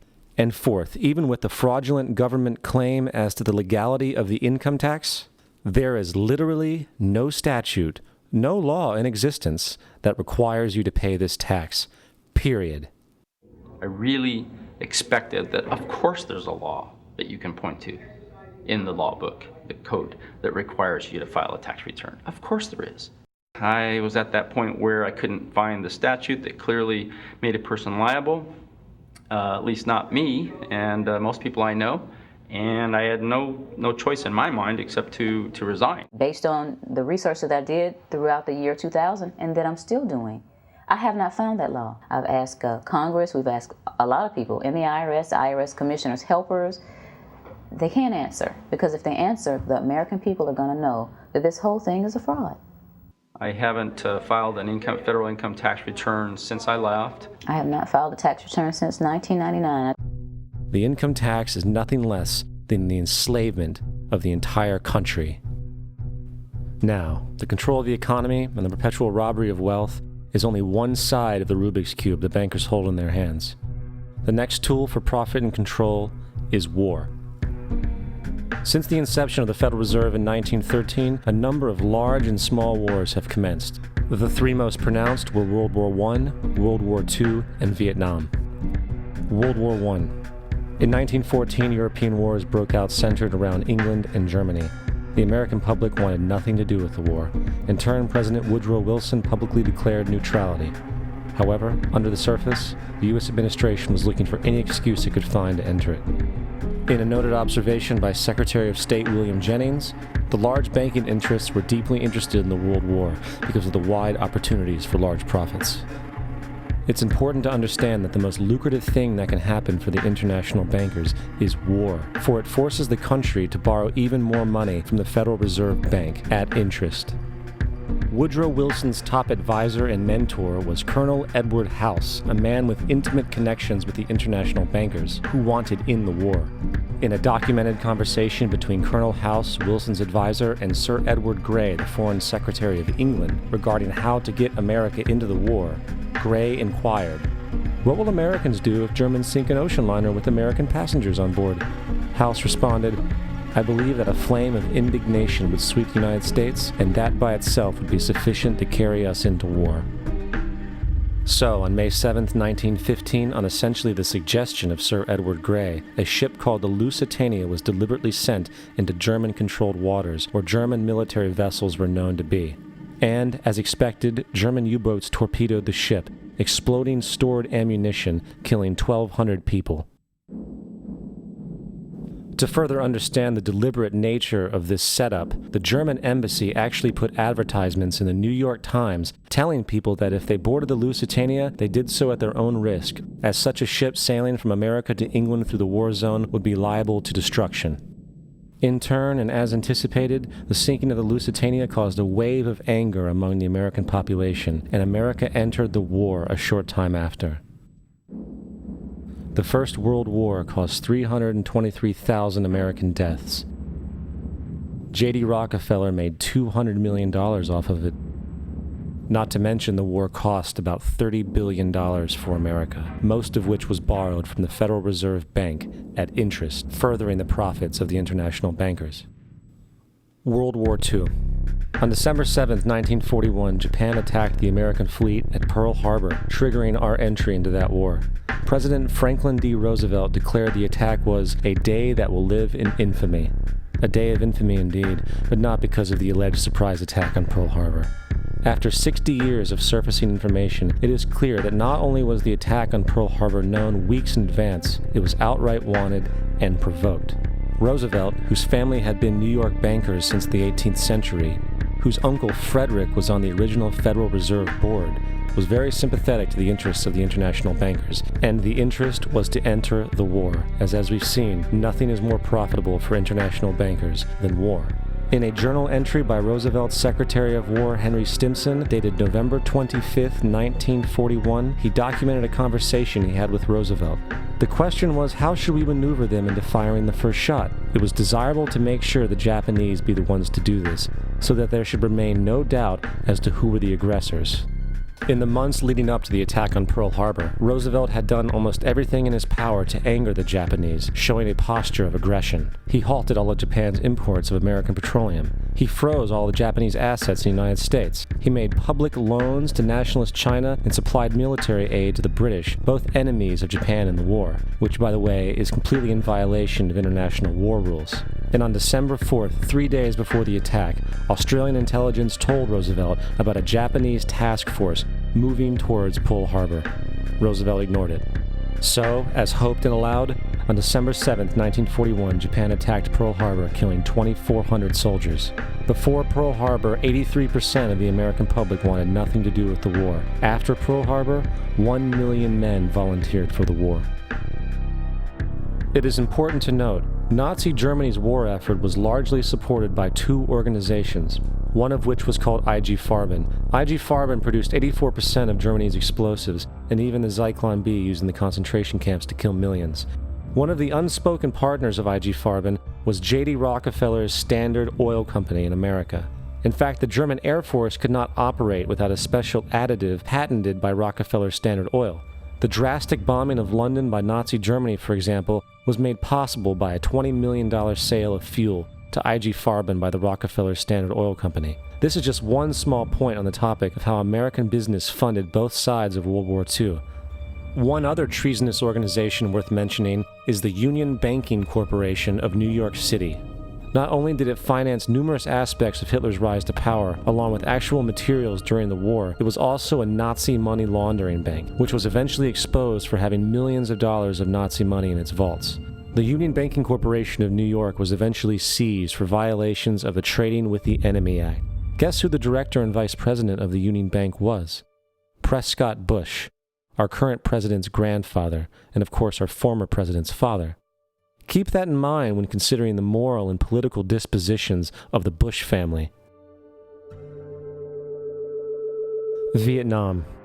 The United States' official declaration of war on North Vietnam in 1964 came after an alleged incident involving 2 U.S. destroyers being attacked by North Vietnamese PT boats in the Gulf of Tonkin. This was known as the Gulf of Tonkin Incident. This single situation was the catalytic pretext for massive troop deployment and full-fledged warfare.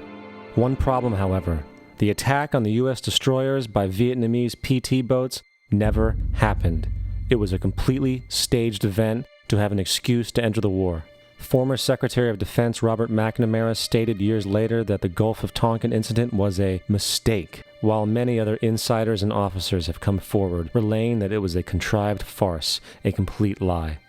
Once in the war, it was business as usual. In October 1966, President Lyndon Johnson lifted trading restrictions on the Soviet bloc, knowing full well that the Soviets were providing upwards of 80% of North Vietnam's war supplies.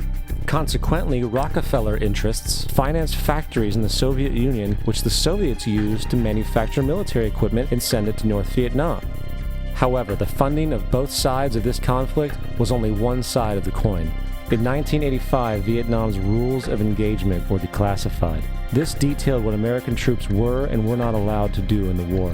It included absurdities like North Vietnamese anti-aircraft missile systems could not be bombed until they were known to be fully operational. No enemy could be pursued once they crossed the border of Laos or Cambodia. And most revealing of all, the most critical strategic targets were not allowed to be attacked unless initiated by high military officials. Apart from these imposed ludicrous limitations, North Vietnam was informed of these restrictions and therefore could base entire strategies around the limitations of the American forces. This is why the war went on so long. And the bottom line is this: the Vietnam War was never meant to be won, just sustained. This war for profit resulted in 58,000 American deaths and 3 million dead Vietnamese. So, where are we now? September 11th was the jumpstart for what is now an accelerated agenda by the ruthless elite. It was a staged war pretext no different than the sinking of the Lusitania, the provoking of Pearl Harbor, and the Gulf of Tonkin lie. In fact, if 9/11 wasn't a planned war pretext, it would be an exception to the rule. It has been used to launch 2 unprovoked illegal wars, one against Iraq and one against Afghanistan. However, 9/11 was a pretext for another war as well, the war against you. The Patriot Act, Homeland Security, the Military Tribunals Act, and other legislations are all completely and entirely designed to destroy your civil liberties and limit your ability to fight back against what is coming. Currently in the United States, unannounced to most brainwashed Americans, your home can be searched without a warrant, without you being home. You can in turn be arrested with no charges revealed to you, detained indefinitely with no access to a lawyer, and legally tortured, all under the suspicion that you might be a terrorist. If you need a painted picture of what is happening in this country, let's recognize how history repeats itself. In February 1933, Hitler staged a false flag attack, burning down his own German parliament building, the Reichstag, and blamed it on communist terrorists. Within the next few weeks, he passed the Enabling Act, which completely eradicated the German Constitution, destroying people's liberties. He then led a series of preemptive wars, all justified to the German people as necessary to maintaining Homeland Security.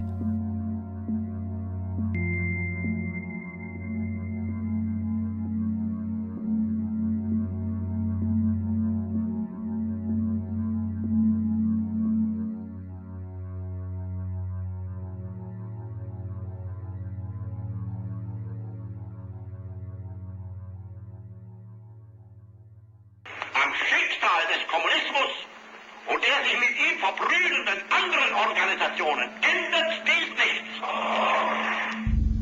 Our enemy is a radical network of terrorists and every government that supports them. It's time to wake up. The people in power go out of their way to make sure that you are perpetually misled and manipulated. The majority's perception of reality, especially in the political arena, is not their own. It is shrewdly imposed upon them without them even knowing it. For example, the public at large actually believes the invasion of Iraq is going badly, as sectarian violence doesn't seem to stop. What the public fails to see is that the destabilization of Iraq is exactly what the people behind the government want. This war is to be sustained so the region can be divided up, domination of the oil maintained, continual profits reaped for the defense contractors, and most importantly, permanent military bases established to be used as a launching pad against other oil-bearing, non-conforming countries such as Iran and Syria. For further implication that the civil war and destabilization is purely intentional, in 2005, 2 elite British SAS officers were arrested by Iraqi police after being caught driving around in their car shooting at civilians while dressed up as Arabs. After being arrested and taken to a jail in Basra, the British Army immediately requested the release of these men. When the Basra government refused, British tanks came in and physically broke out the men from the Basra prison. If you wish to destroy an area, how do you do it? Well, there are 2 ways. You can go in there and bomb it and so forth, but that is not very efficient. What you do is you try to get the people in that area to kill each other and to destroy their own territory, their own farms. And that's what's been done in that area. The way in which you destroy an opponent is get him to destroy himself by dividing his ranks against one another. Then you feed both sides. You have agents feeding both sides, inflaming both sides. And they kill each other off. And it's time that some of us woke up to this reality to understand that people who try to maintain empires and create empires do it by manipulating the people they're trying to conquer.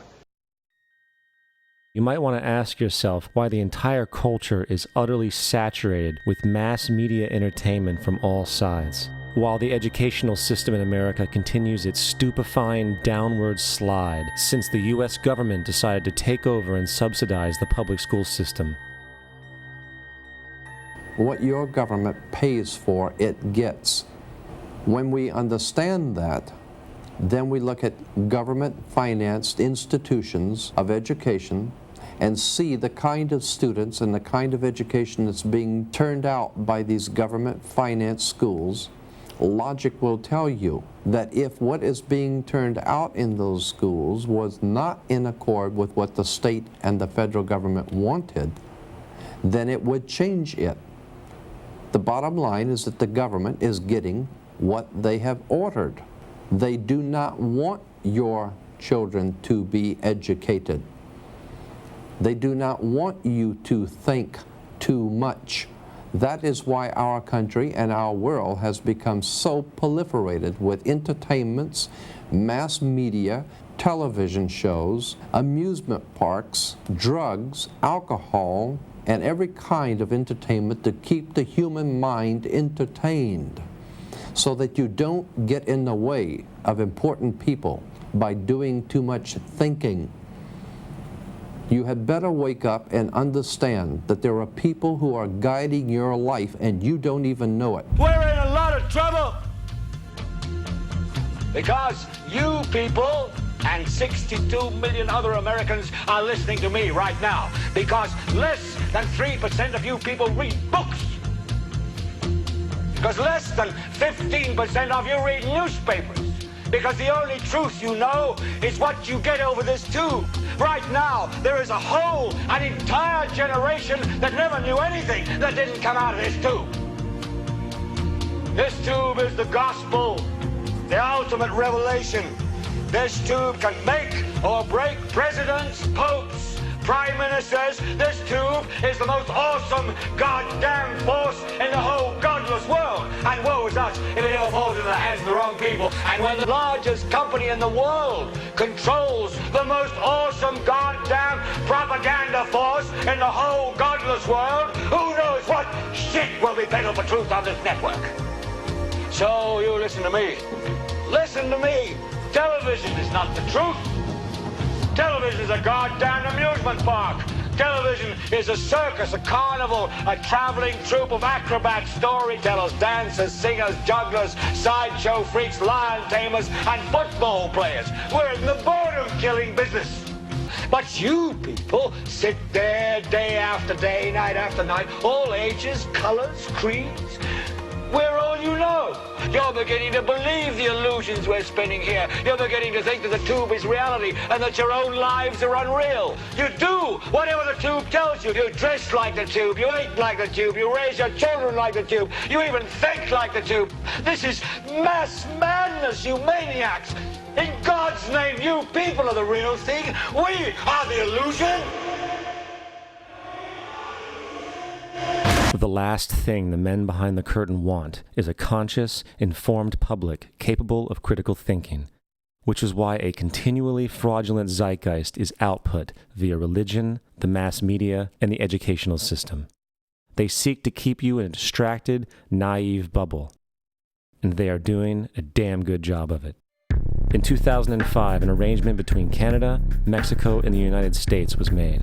This arrangement, unannounced to the public, unregulated by Congress, merges the United States, Mexico, and Canada into one entity, erasing all borders. It's called the North American Union, and you might want to ask yourself why you've never heard of this. In fact, there is only one mainstream reporter who has actually heard of and has had the courage to cover this issue. The Bush administration's open borders policy and its decision to ignore the enforcement of this country's immigration laws is part of a broader agenda. President Bush signed a formal agreement that will end the United States as we know it, and he took the step without approval from either the U.S. Congress or the people of the United States. It's a deal that few have even heard of. It's being done again by very few people at the very top on behalf of the investment class, but the working class of people, political officials across our country, from communities, from cities and so forth, they don't know anything about this. This isn't some trade agreement. It is a total removal of sovereignty from these countries, which will also result in a completely new currency called the Amero. Fall. Apart from that, I think one thing people who are dollar-based need to focus on is the Amero. That's the one thing that nobody's talking about that I think is going to have a big impact on everybody's life in Canada, the U.S., and Mexico. The Amero is the proposed new currency for the North American community, which is being developed right now between Canada, the U.S., and Mexico to make a borderless community, much like the EU, and the dollar, Canadian dollar, U.S. dollar, and the Mexican peso replaced by the Amero. By default of this agreement, the American Constitution will eventually be obsolete. You would think that a situation like this would be on the cover of every major newspaper. That is until you realize that the people who are behind this movement are the same people behind the mainstream media, and you are not told what you're not supposed to know. The North American Union is the same concept as the European Union, the African Union, and the soon-to-be Asian Union, and the same people are behind all of them. And, when the time is right, the North American Union, the European Union, the African Union, and the Asian Union will be merged together, forming the final stages of a plan these men have been working on for over 60 years. A one-world government.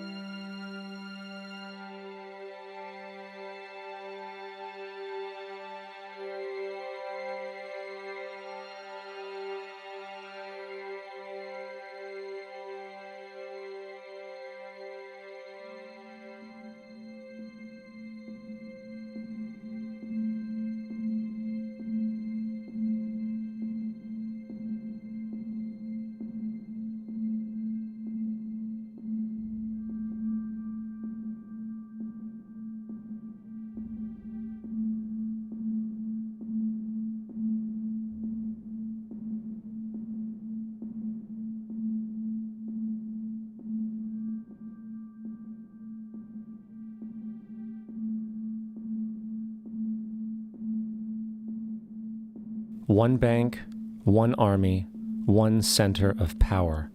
And if we have learned anything from history, it is that power corrupts, and absolute power corrupts absolutely. This is Aaron Russo, a filmmaker and former politician.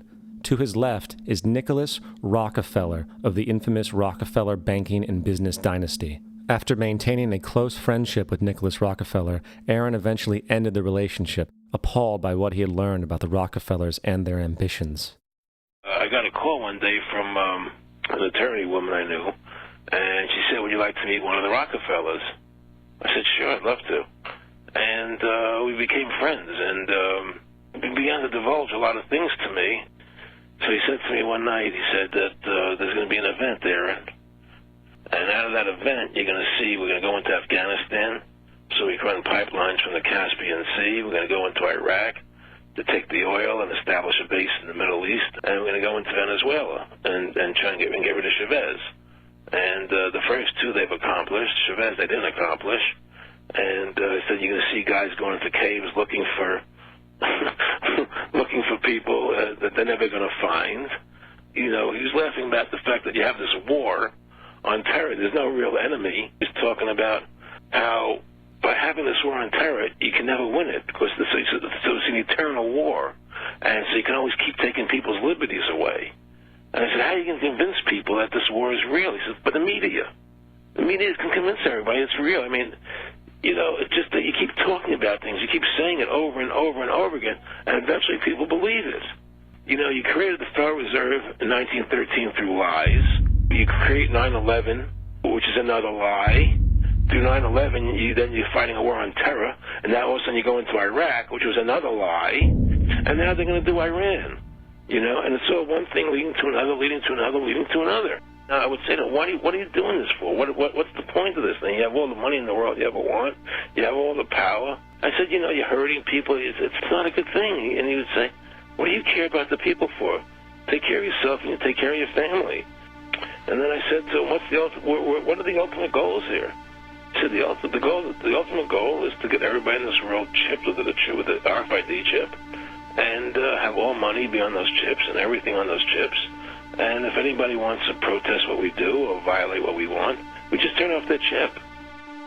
That's right, microchipped.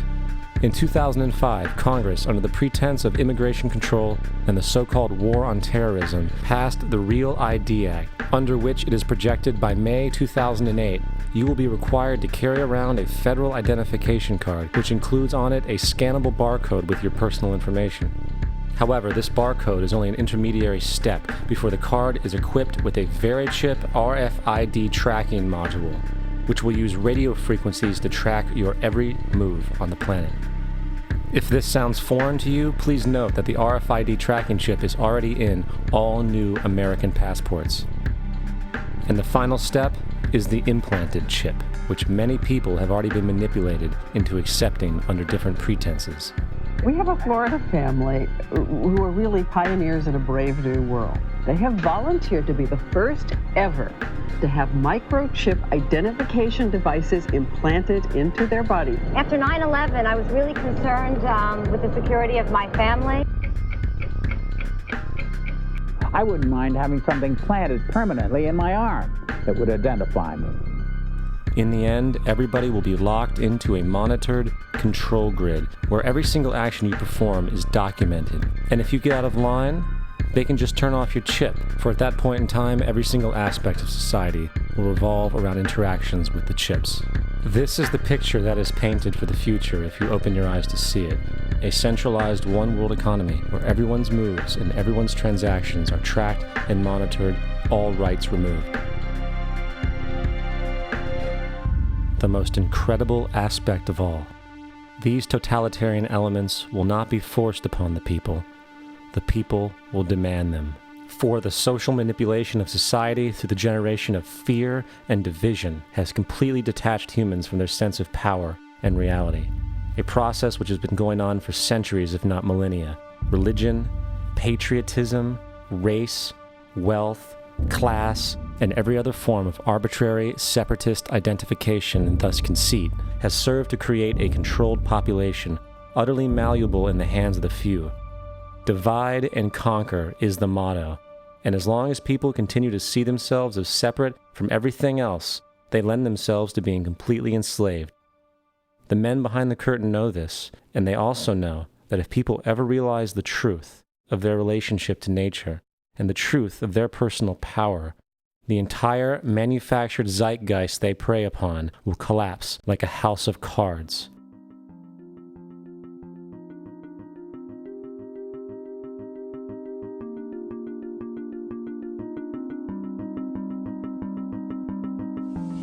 The whole system that we live in drills into us that we're powerless, that we're weak, that our society is evil, that it's crime-ridden, etc., and so forth.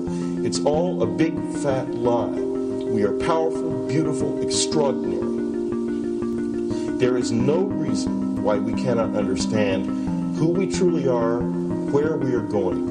There is no reason why the average individual cannot be fully empowered. We are incredibly powerful beings.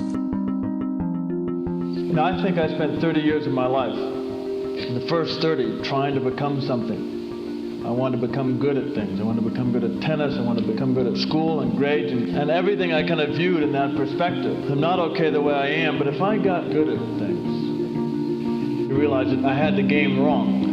That the game was to find out what I already was. Find out what I already was.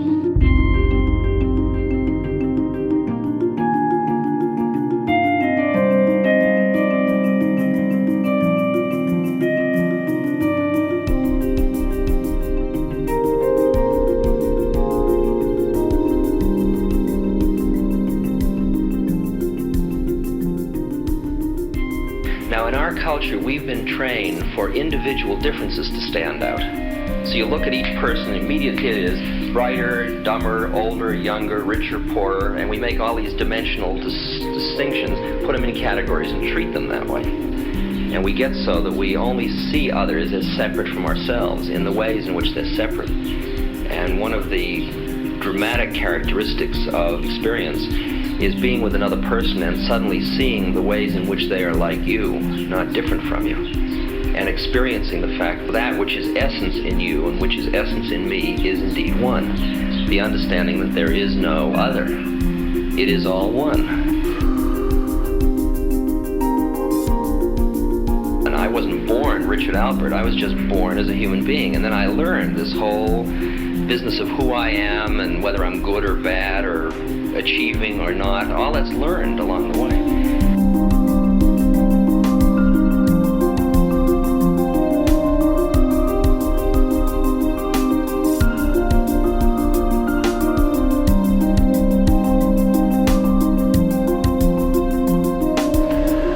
The old appeals to racial, sexual, and religious chauvinism, to rabid nationalist fervor, are beginning not to work.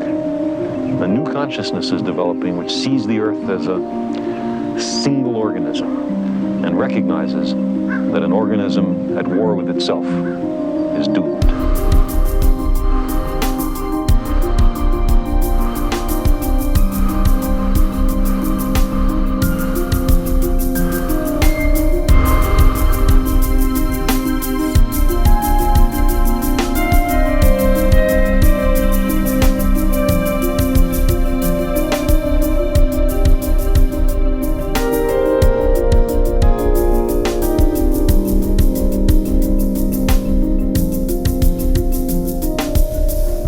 Bill Hicks used to finish his shows with this.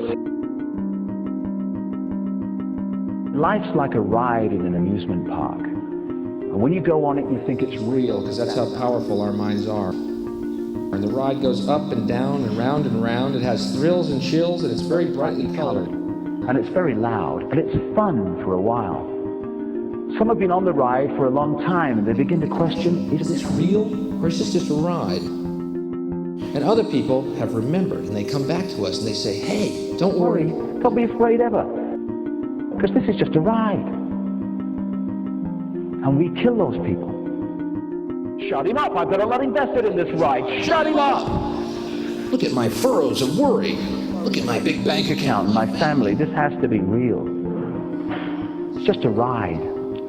but we'll kill those good guys who try and tell us that. You ever notice that? And let the demons run amok? But it doesn't matter, because it's just a ride, and we can change it anytime we want. It's only a choice. No effort, no work, no job, no savings of money. Just a choice right now between fear and love.